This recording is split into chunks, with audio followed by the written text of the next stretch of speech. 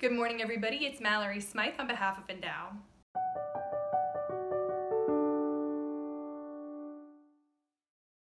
So for the past few weeks, I've been praying about the sin I struggle with the most in my prayer, and that sin is sins of the tongue.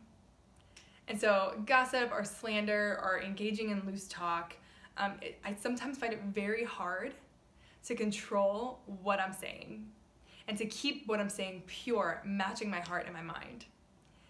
And as I was praying about this, I was thinking about a time that I was in confession and I was very angry. I was trying to help my husband through a situation, and I was just mouthing off to the priest about everything that was going on and why it was wrong and all these things. And finally, after he heard me out, he responded, "What if you gave your husband the gift of your silence?" It was a really, really nice way of him telling me to shut up. And it was something that I really needed to hear. See, in the age that we're in right now, with celebrity gossip and our politics exploding every single day, I think we can forget that the Lord is asking us to control our speech. He's asking us to not take part in gossip because of the way it affects our own soul and the way that we are able to give out love. See, whenever we engage in gossip or we engage in slander or loose talk, we keep ourselves from being able to give true mercy because we judge somebody and their situation before we have full understanding. And if we don't take control over the way we speak, then the way we speak will eventually bleed into the way we think and the way we feel in our hearts and in our minds. See, St. James had something really important to say about gossip, and he said, "Those who consider themselves religious and yet do not keep a tight rein on their tongues deceive themselves, and their religion is worthless." As someone who is religious, this cuts me to the heart.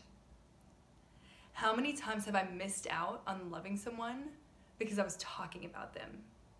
How many times have I given into the sin of pride by exalting myself over another in conversation?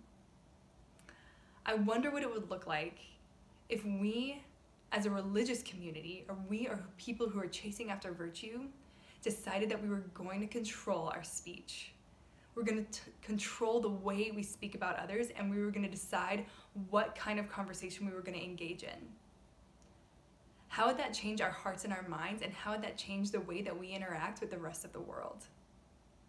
And so this week, I just invite you, think about, do you have control over your speech and your tongue? Is it pure? Is it the way you want it to be? Or is it something that you truly struggle with?